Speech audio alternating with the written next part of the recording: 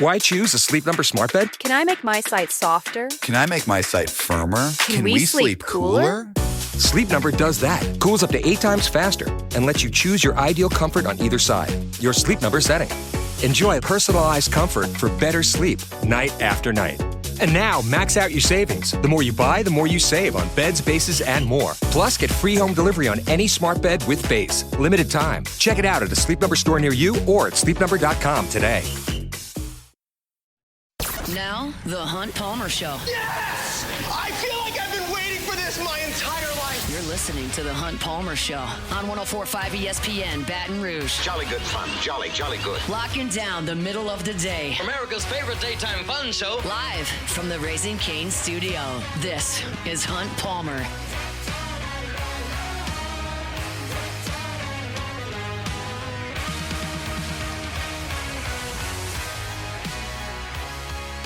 Welcome in. Hunt Palmer coming to you from the Raising Cane studio downtown in the capital city on this Monday. Hope your work week's off to a good start. Appreciate you hanging out with us on 104.5 ESPN Baton Rouge.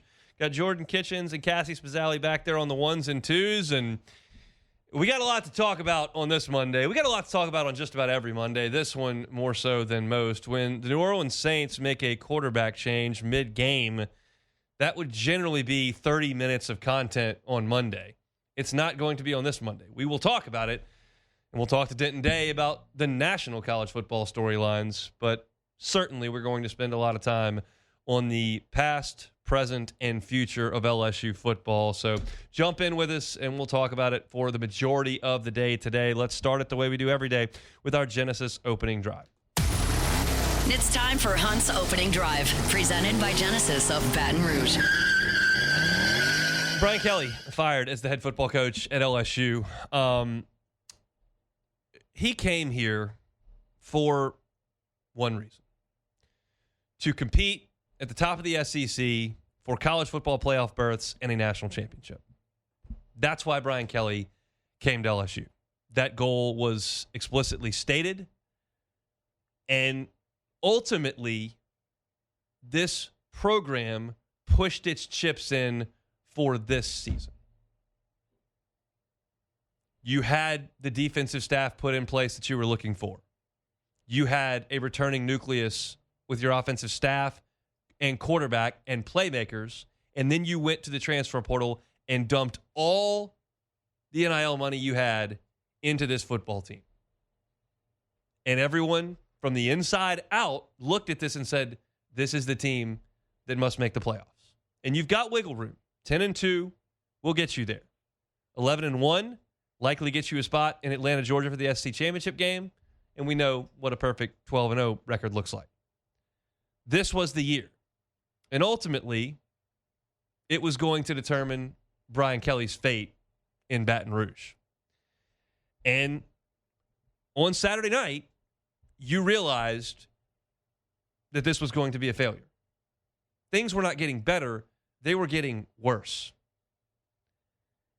And I said last week, when asked a question on What If Wednesday, what if you lose a couple more games? And I said, I'm less concerned about the football aspects of this because we know what those goals are, and more concerned about the finances of it.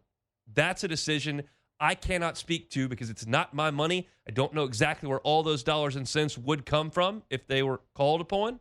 And I don't know how willing those people would be to cut those checks. We found out quickly on Saturday night into Sunday morning, then into the afternoon hours of Sunday when Brian Kelly was let go. I told you last week that I had a fear about Saturday night. A fear that a better football team was going to impose its will on LSU, that a more motivated fan base was going to show up inside Tiger Stadium, and that an apathetic, angry fan base in the home colors was going to turn and leave. And it was like a premonition, essentially, because what I witnessed inside Tiger Stadium on Saturday night was all time. I haven't been going to games in that stadium as long as some of you listening to this. I'm 37 years old. I was in Tiger Stadium when LSU lost to UAB. That was stunning and awful. I was in Tiger Stadium when the 2001 Florida team went absolutely nuts in there, just as badly as I've seen an LSU team beaten. I was in Tiger Stadium when TJ Yeldon in 2012 broke everyone's hearts with that screen pass in that revenge spot. It was heartbreaking. I was there when Troy beat LSU. Saturday night, to me, was the most embarrassing I've ever seen for that football program in that stadium. I do not believe that's hyperbole. I thought it was a possibility at the middle of last week. I sat through all of it on Saturday, and that's my belief. It was the worst I have ever seen. I hadn't been there for all of them. And there are some emotional things that are involved for everybody. But to watch a program who you had your thumb on for the better part of a decade, that has never won anything in my lifetime, take over your stadium and do all that goofy stuff they do over there, and the strength coach that you let go, taking pictures on the eye of the tiger, and their coach in the interview room quipping that the home night record is 20-2 now instead of 20-1. All that put together was embarrassing for LSU's football program. And the people that have the money and the influence to change things decided it was time to do that. It was an embarrassment for LSU football. And the head coach is responsible for that. The fact of the matter is that this team that Brian Kelly put together with the funds that he needed, the coaching staff that Kelly put together with the funds he needed, is not very good. They went to Clemson, and we thought, man, what a defense. Clemson can't score. They played Florida. 5 turnovers. What a defense. Florida fired its coach 5 minutes later. This roster that you put together, this coaching staff that you put together, lost to Vanderbilt and got annihilated by Texas A&M in your home stadium. That will shake you to your core as an LSU Tiger.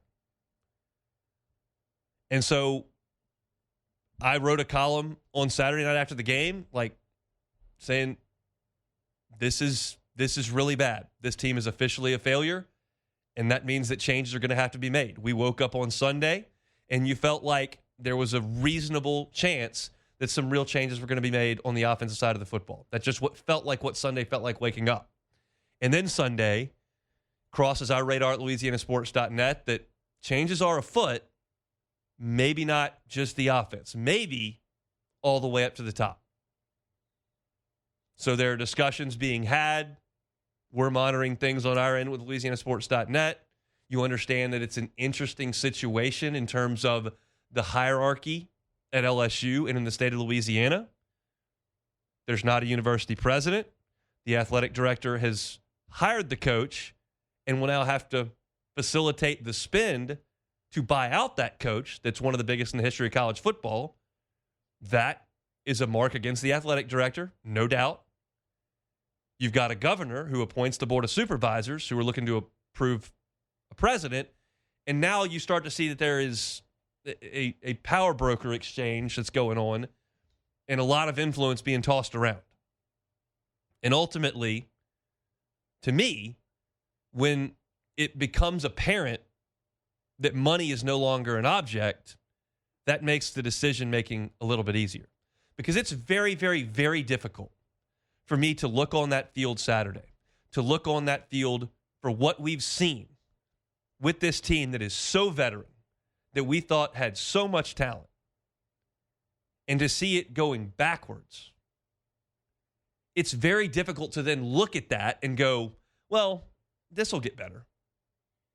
Just get rid of the entire offensive staff now and do what you did with the defense 2 years ago. Well, oh, by the way, the defense is getting gashed. Vanderbilt, up and down the field. A&M, up and down the field.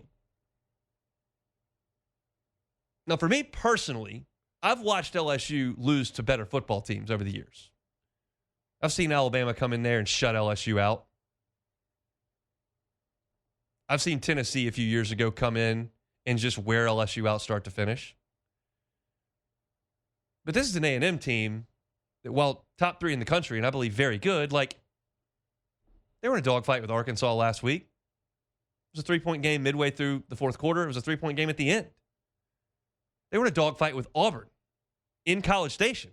Auburn's terrible. And they just ran you ragged. The fan base is checked out. Who knows what the reaction of the players is going to be? This is not a salvageable situation. And so the decision made, we got to move on. And that's what happens. So we've got a lot to talk about over the next 2 hours. I want to talk about money. I want to talk about why Kelly didn't work. I want to talk about where LSU goes from here, both with this team and with the program. There's a lot to get to. But ultimately, the level of embarrassment that LSU's program took on Saturday night was just too loud a cry that things had to change. And they did on Sunday. So we'll talk about it as we move forward. That's our Genesis opening drive. When we come back, why didn't it work out for Brian Kelly? Why didn't this ultimately reach its goal, the goal that LSU had stated and that Brian Kelly had stated? I wrote a column about it at LouisianaSports.net last night. I'm going to talk about it coming up next. The Hunt Palmer Show. You're listening to The Hunt Palmer Show on 104.5 ESPN, Baton Rouge.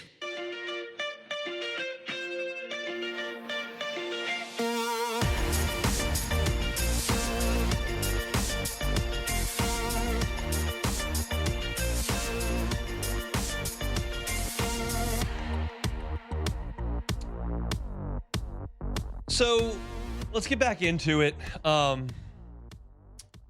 Kelly's time in Baton Rouge done after 3.5 years.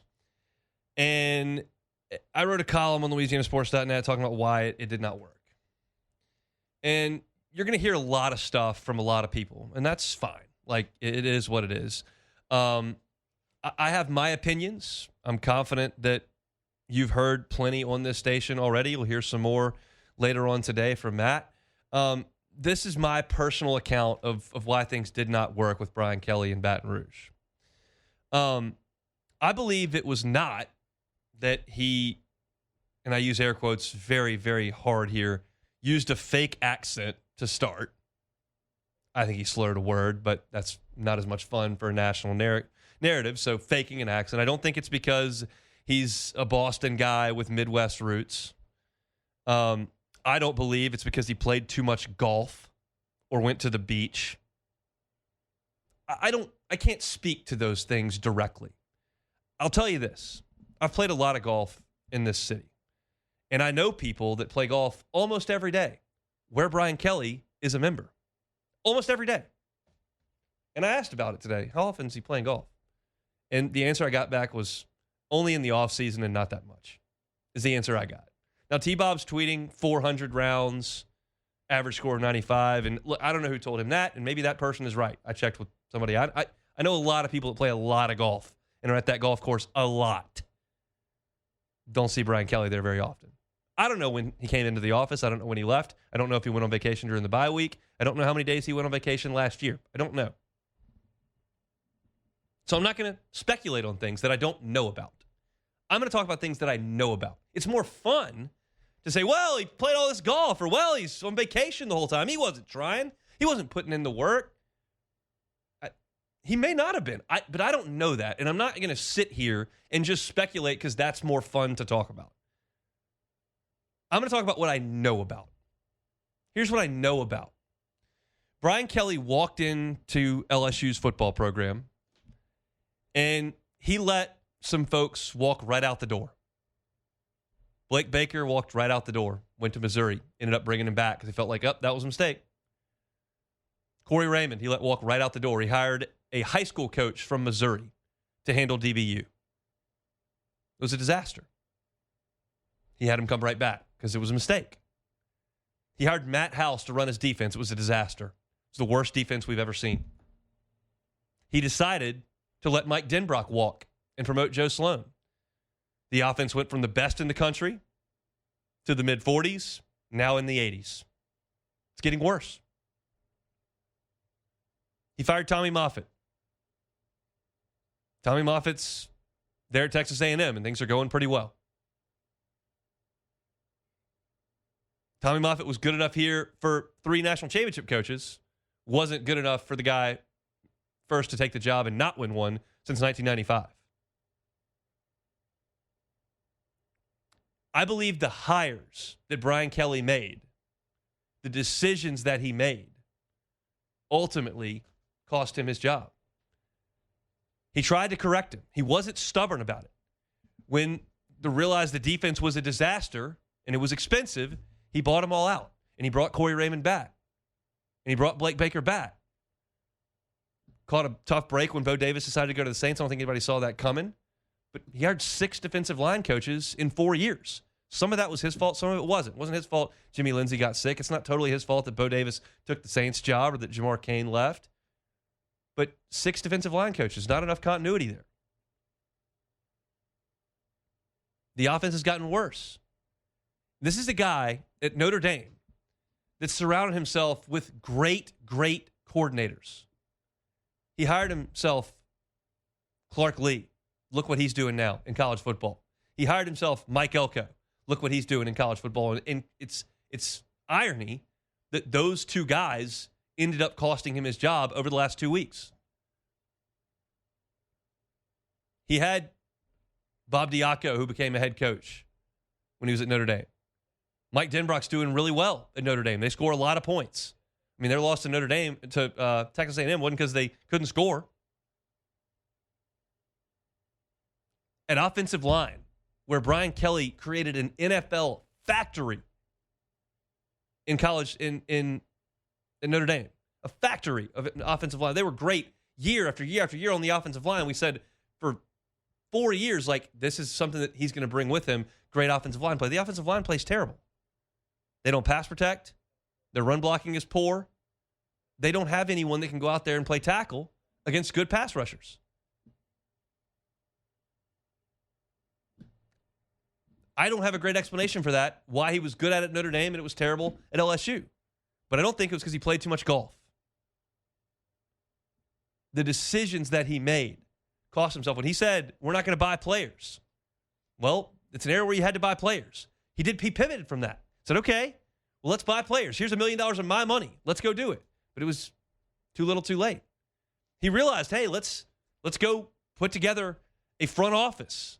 And he let Austin Thomas go out and bring people back to LSU to be the personnel department. He tried. That's effort. Didn't work. He's not perfect. Brian Kelly's not perfect. But I know these are the decisions that he made. And I know what the results of those decisions were that he made. And I believe those decisions and the results of those decisions are ultimately why this thing never worked. It looked like it was going to work. Man, that first year he turned it around. Turned out you got Jaden Daniels. That's the guy you had to have. It's the guy he never had at Notre Dame. Think about the quarterbacks that he won with in Notre Dame. Everett Golson. Tommy Reese. He got Jaden Daniels. He got the guy. But because he ran the competent coaches out of town on the defensive side of the ball and hired guys that were not able to handle the job, it failed with the stellar offense. And then by the time he course corrected on the defense, the offense slipped away. Part of that problem on defense early in his time was that he hired Brian Polian to help put the roster together. Brian Polian had spent one fall of his life south of the Mason-Dixon line. That's the guy that's running your recruiting. That's not going to work. And he fixed it. Frank was here, and he went and got a bunch of guys with Louisiana roots. Blake Baker's got Louisiana roots. Corey Raymond came back with Louisiana roots. Bo Davis, Kyle Williams. Joe Sloan's coached in Louisiana for a long time. He got that, but it was too late. The window in 2023 had closed. Even the scheduling didn't work out great. What if he had played last year's Florida State team instead of the Jordan Travis Florida State teams? That's not really his fault. And it's not a big reason why things fell apart. They beat Clemson this year. Couldn't beat Vanderbilt and Texas A&M. But to me, this is not about fit. It's not about where he's from. It's not about the beach or how many glasses of wine he had or how many bogeys on par fours he made. The decisions he had to make as the CEO of this football program to put people in place to do their jobs the right way were not the correct decisions. And that, to me, is why Brian Kelly did not work in Baton Rouge. Yeah, he's older than most first-time hires. And yeah, he got paid a lot of money, guaranteed. And it's easy to connect dots and suggest that maybe his fire didn't burn as bright as some younger coaches who haven't achieved what he has and haven't amassed the wealth that he has.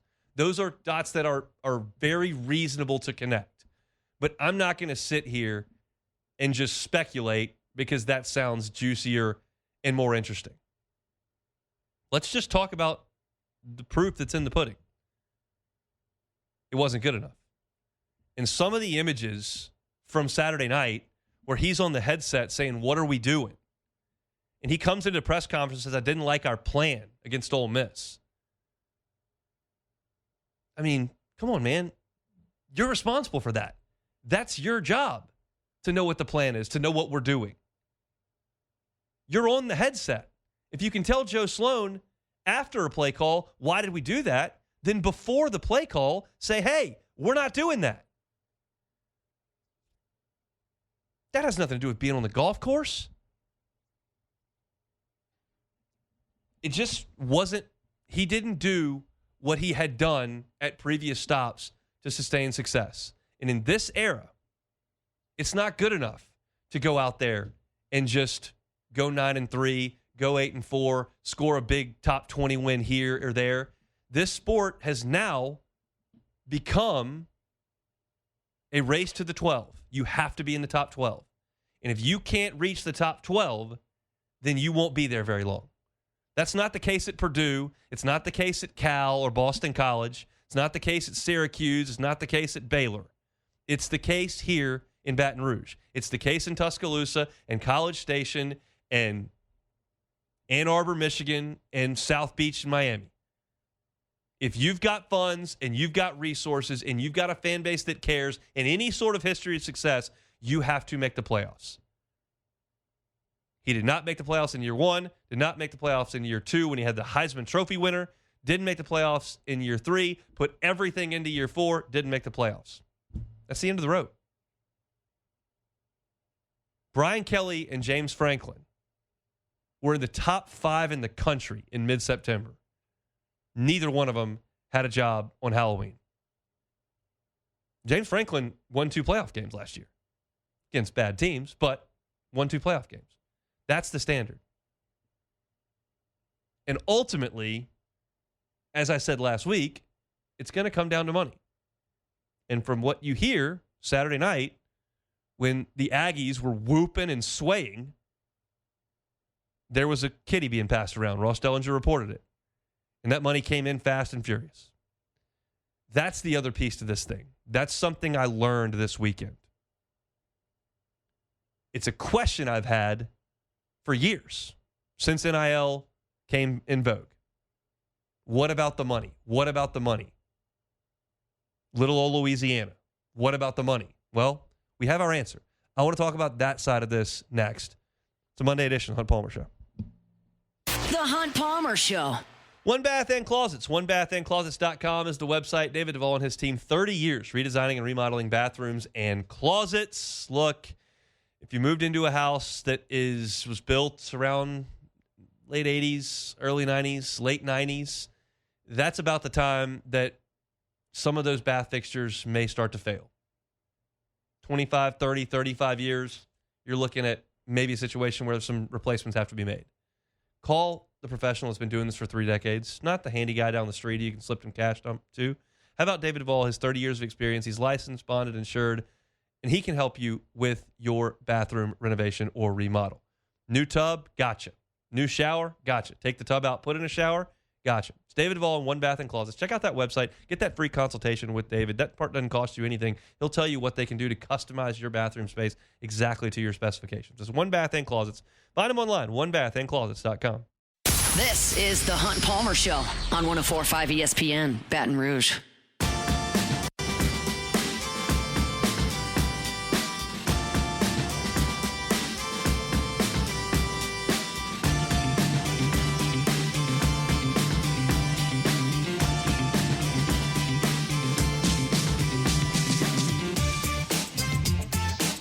We will talk to Didnt Day, SiriusXM's College Football Overtime, in our normal Monday segment at 2:30. Just get a snapshot of some other things that went on inside the country in college football. Also want to talk Saints at the top of hour number 2. We'll talk about the quarterback situation there with the black and gold. As it was real ugly in the Dome yesterday. But this is an hour that we're going to talk about LSU football here, and specifically Brian Kelly's situation and where LSU goes from here. But I wanted to spend some time on this aspect of things. Let me take you back 15 years ago. Like 15 years ago, this is what you would say about LSU football. You would say, look, you are in a talent-rich state where the recruiting ground is as fertile as anybody. You're the only show in town. You've got one of the iconic venues in all of American sports. You've got a passionate fan base.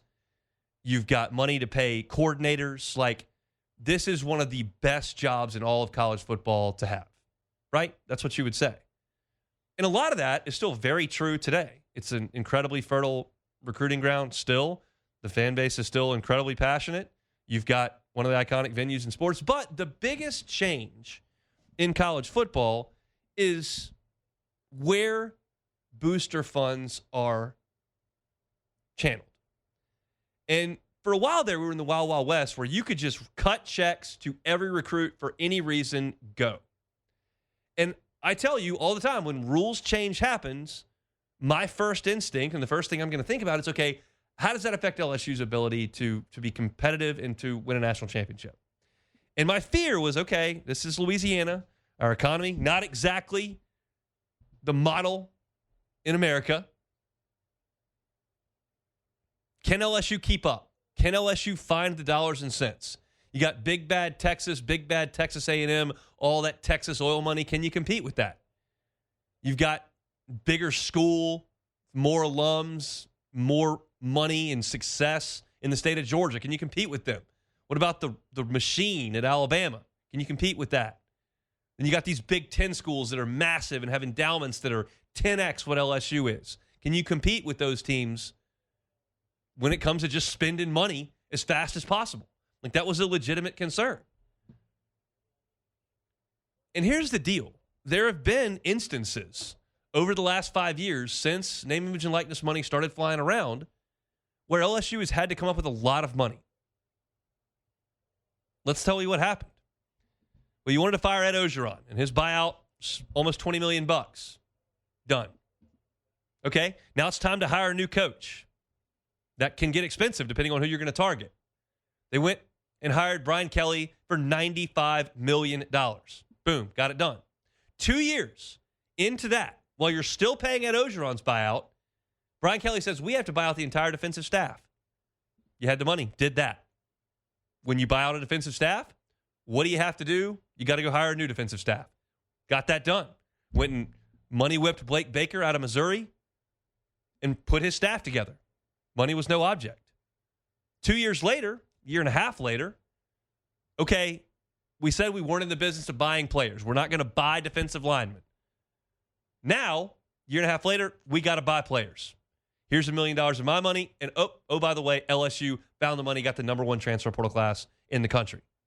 And then the biggest kicker. It's time to fire Brian Kelly. This train's fallen off the tracks. We're embarrassed on national television. Well, that's going to cost a lot of money because there's still $50 million on his contract. He's got a staff. And then you're going to have to pay a new coach to coach if you tell Brian Kelly he can't coach. And LSU found the money in an hour and a half. That might be a little bit of hyperbole, but he was fired the next day. There was never an instance. Need to buy out O? Done. Need to get a new coach? $95 million. Got to buy out a defensive staff? Found it. Got to hire a new defensive staff? Done. Got to fire Kelly. Got to pay the players. This massive transfer portal haul, done. Number one class. Now you got to buy out Kelly, $50 million more, done. And then you're going to hire a new coach for another $100 million, and that'll get done because they'll have somebody coaching the football team next fall. Money was never an object. Now, yes, LSU came up short on Bryce Underwood because of money. Here's the deal. You go up against Larry Ellison, you will lose that every time. So that's a little bit different circumstance. Based on what I Googled and AI'd today, he's one of the top 5 richest people in the world. So, yeah, not going to win that one. But when most things are equal and decisions have to be made, little old Louisiana and poor old LSU found the money every time. So here's now my take on this that I will continue to move forward on until I have new information. Again, 10 years ago, 5 years ago, I would have said LSU's not going to be able to keep up if the name of the game is just spending a bunch of money because Louisiana probably didn't have that much money. I'm off that kick. There has not been one decision made, not one process that has been delayed because they don't have the money. Build a new football ops center, done. I mean, the money is there. I don't know where it comes from.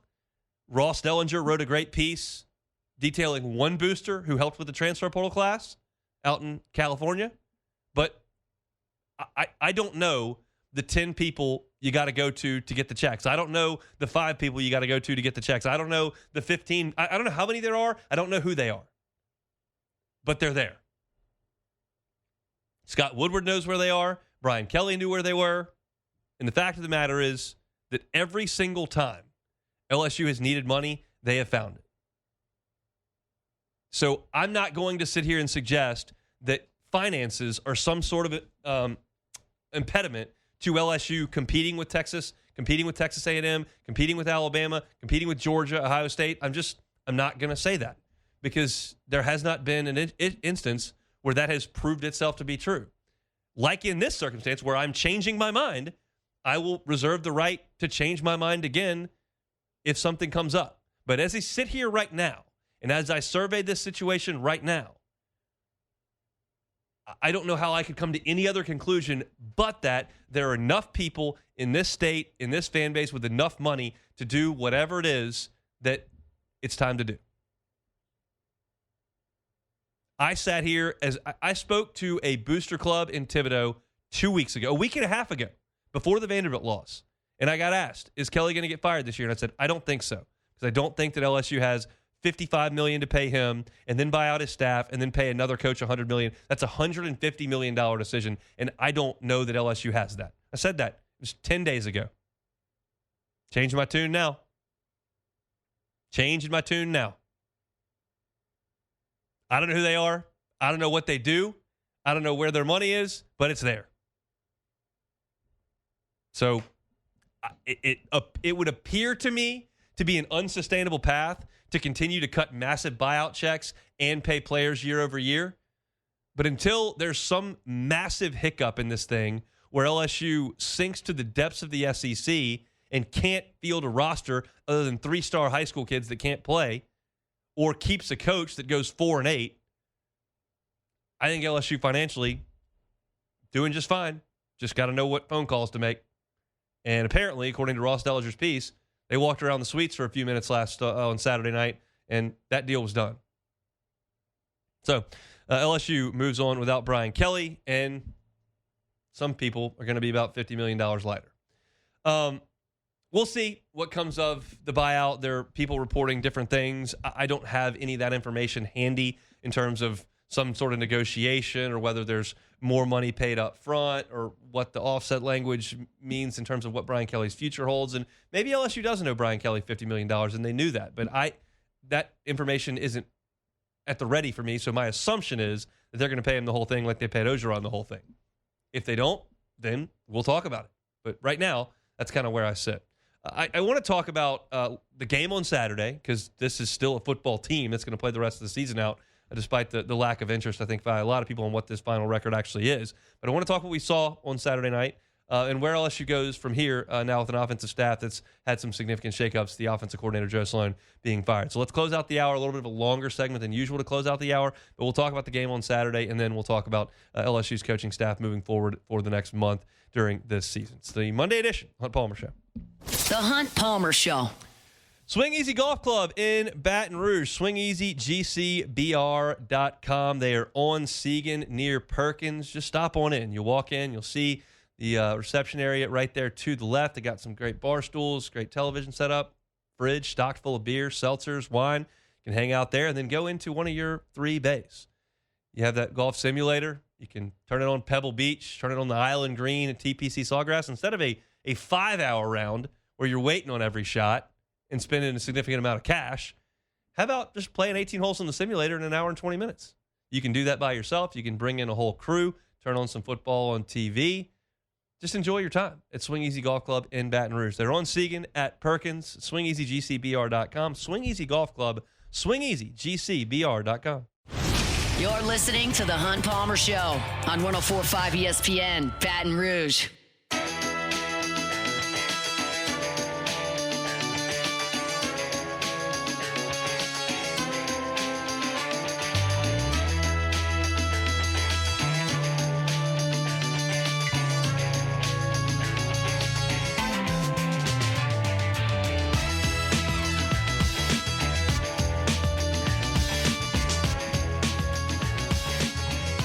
So that's 45 minutes on the Brian Kelly era in the state of LSU football's finances. They did play a game on Saturday that I'd like to talk about at least briefly. Actually, I should take that back.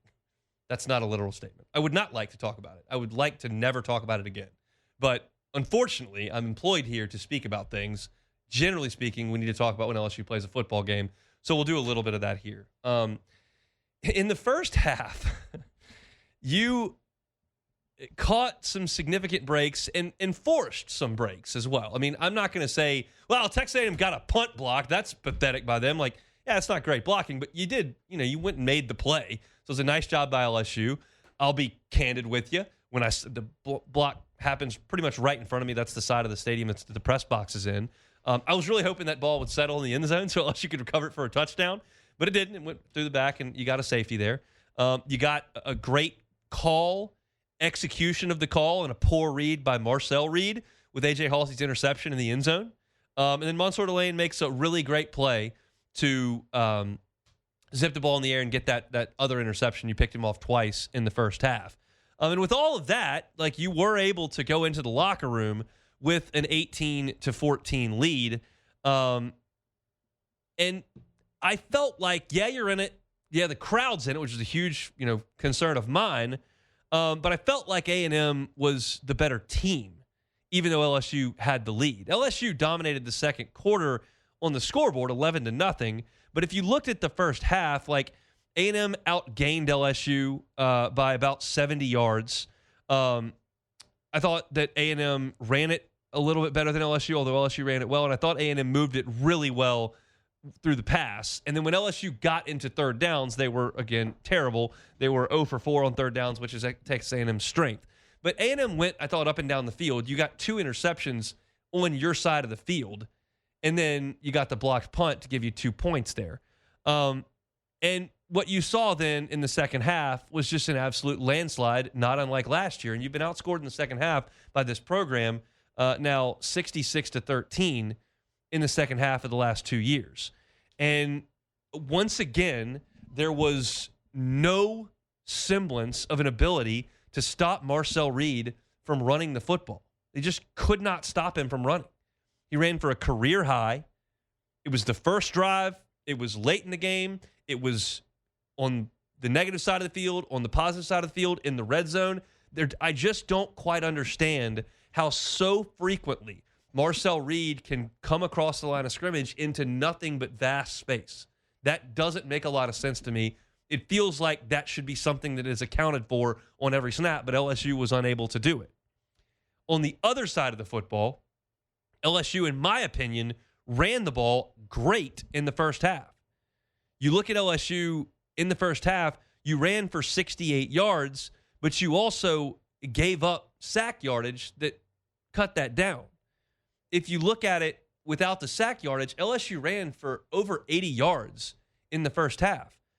You're on pace with your backs to run for 160 yards. Harlem Berry looked great. He's showing patience, making cuts, making reads, showing some burst, getting in the end zone, showing emotion when he got in the end zone. You had a guy that was ready to roll, and you quit giving him the football. You gave it to him once on the first drive, and I know A&M went and got a touchdown. Then you didn't give it to him on the second drive, and A&M got a touchdown. You didn't give it to him on the third drive, and A&M went and got a touchdown. He had one touch in the third quarter.